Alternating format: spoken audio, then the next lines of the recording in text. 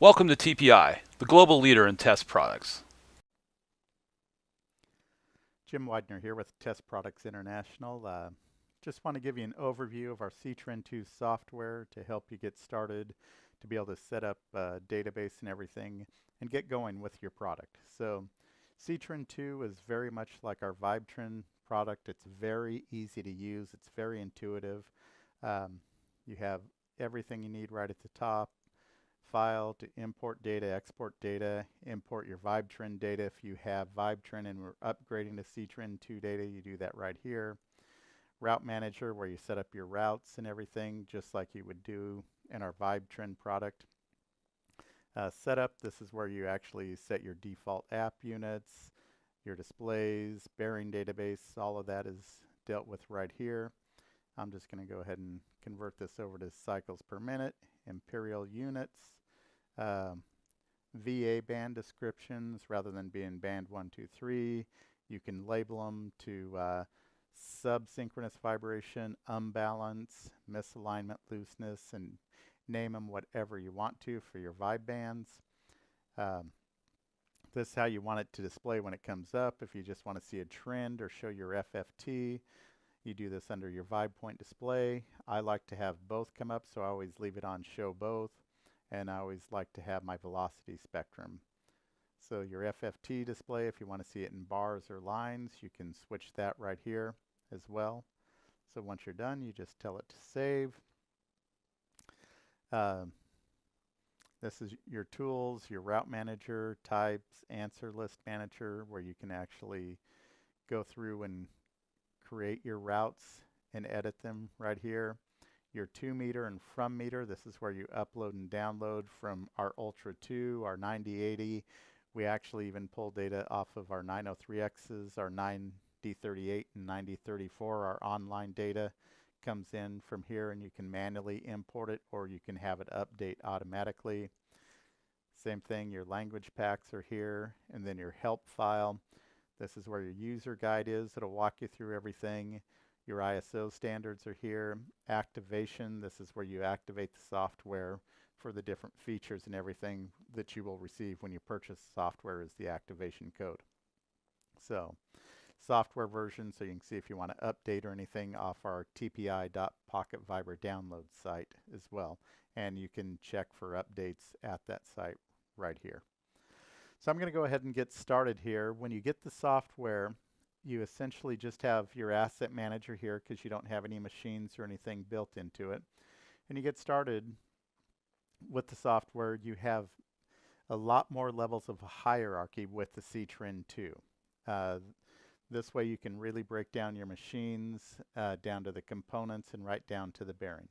So the way I like to start off is essentially start by right-clicking, and the first thing I want to do is add a plant. So in VibeTrend, you went from your asset manager to your machines and just had that. It's designed to keep it very simple for the novice in the vibration world.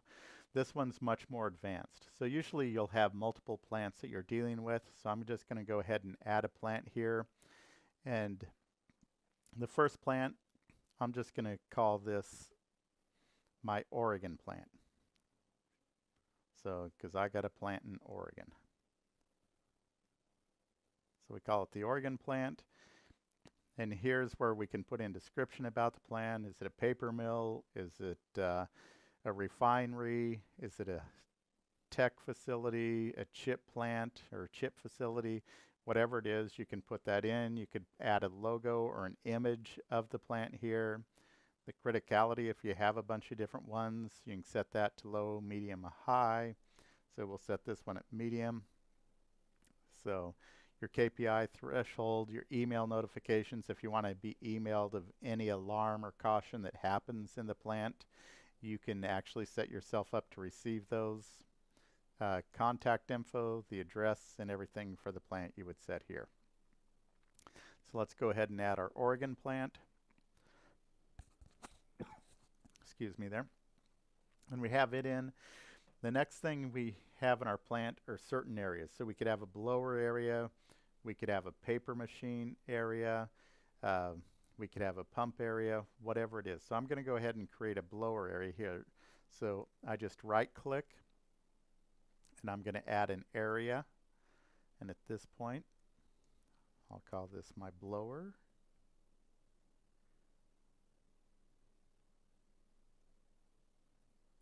Area. So, and then if I'm the one responsible for it or the maintenance manager over the blower area, I can go ahead and put my email in here so I only get notified on problems that happen under the blower area. So we just go ahead and add that. And then after our blower area, then we'll have our machines below that. So are our machine trains. So I'm just going to go ahead and right click and I'll add a machine train. And we're going to keep this simple and we're going to call this blower number 1.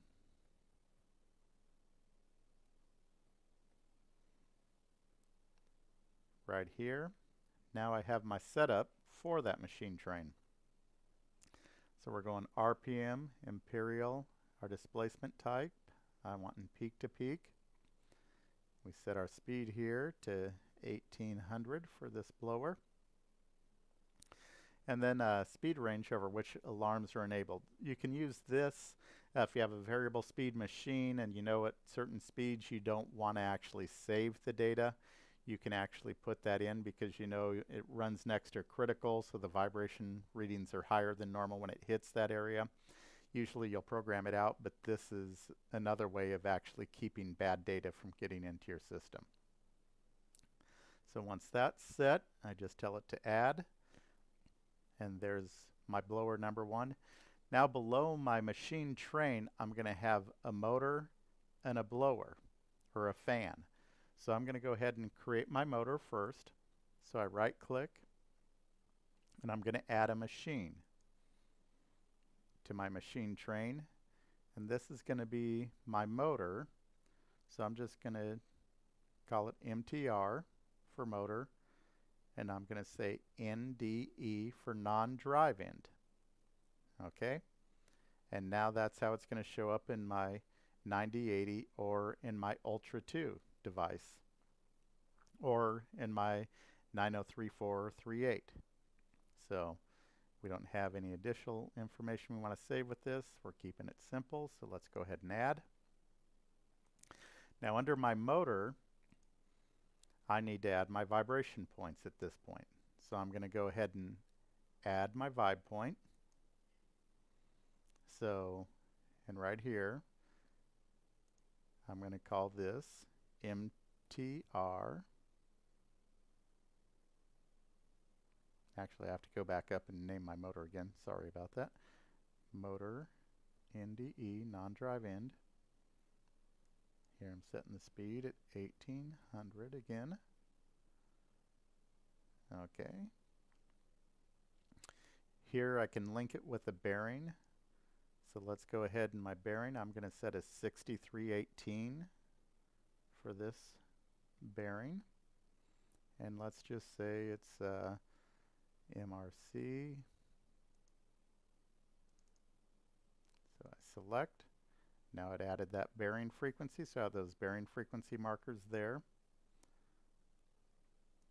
Then my FFT, this is where I can select where I want my Fmax to be, whether it's 600,000, 12,000.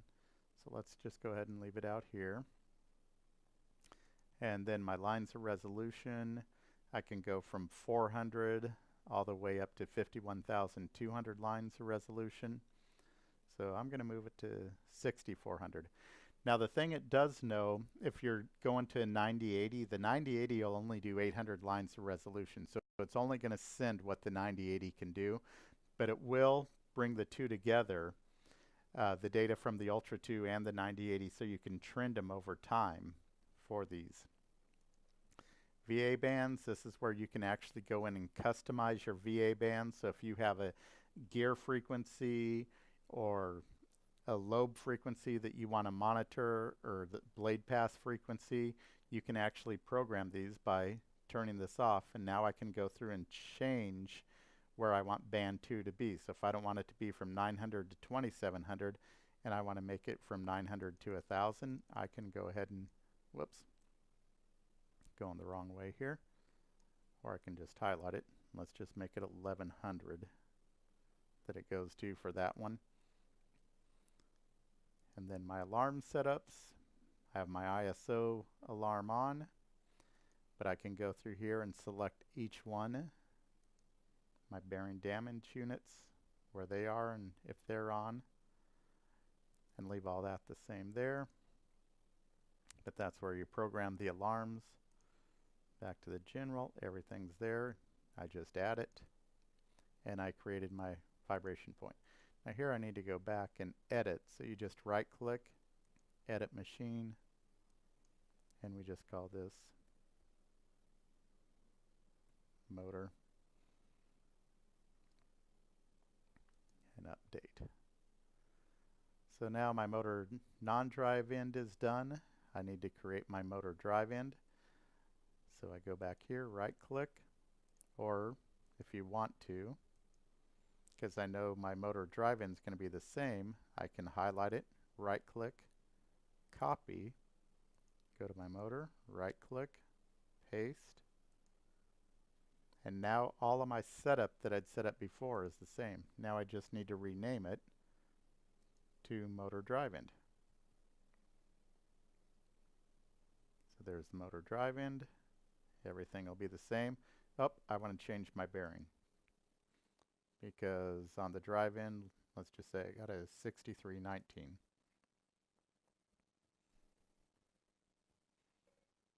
Instead. So now I go MRC, select, and now it updated my bearing there.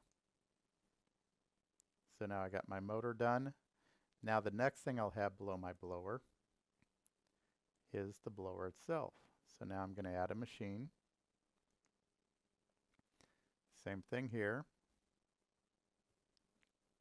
Call it the blower. So I'm going to put it all in caps. Okay. Add. Then below my blower, I have my vibration points. And I can say add vibe point. And at this point, I'll have my blower drive in.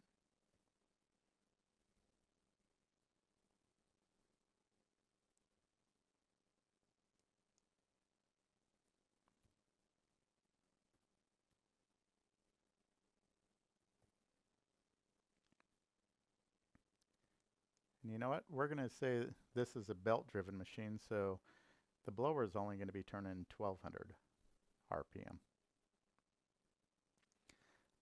FFT setup. Let's go ahead and bump this up to 6400 lines. We're going to leave our window at hanging. This is your demodulation. We're going to leave with the default. Here's your, once again, your bands, frequency bands, and then your alarm setup and your ISO default. If you want to change it to group 1 flexible for this, I can real quick just by clicking on it. Bearing noise, total inches, total G's, all of this you can set your alarm to as well. Just got to turn it on, and then let's do my critical at 3. I want a warning at 1G, and we add that and it updates it. Same thing here. Once you get everything set up, just right click, copy, highlight my blower, and then we paste. And then I just have to rename this to non-drive end. So, and update. And same thing, you can still link your bearings. And once you collect data and everything, you can add the bearings easily later. So it's very easy to add your bearing frequency markers with this. Now once you've done and built your blower, let's just say I got a couple of these. I just go up to the level here, blower 1, right click. I'll copy this machine, go to my blower area, and then I'm going to paste. And now this will be blower number 2. There it is. Update, because everything else will be the same. Then blower area, right click, paste, and we're going to make blower number 3. Update, and now I have all 3 of my blowers right here. So, and then after you get your machines built for the area or in your plant, and you can still expand on. So I got the blower area. If I want to add a pump area, same thing here. Just right click, add your area, make it the pump area, and so on. Once you finish there, now you have to be able to download these to a machine, and you do that through the route manager. So you go here, and I'm going to add a route, and I call this blower area.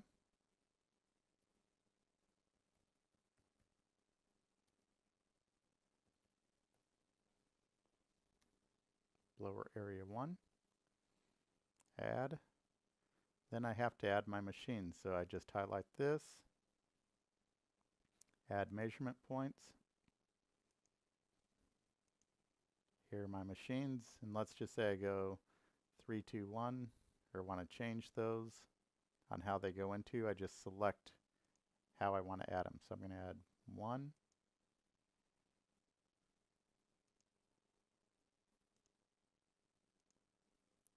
2,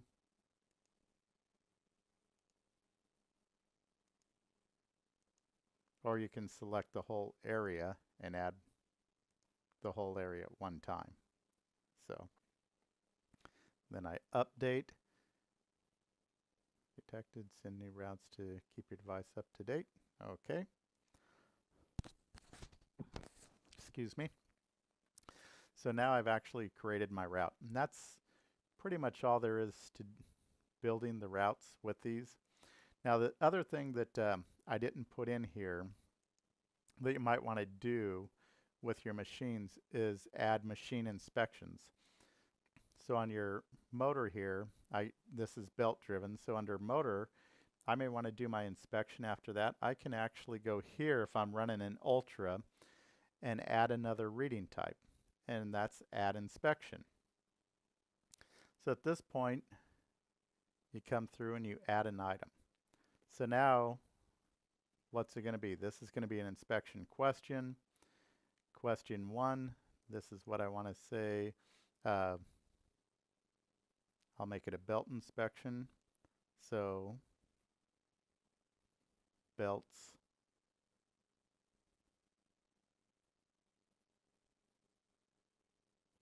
broken.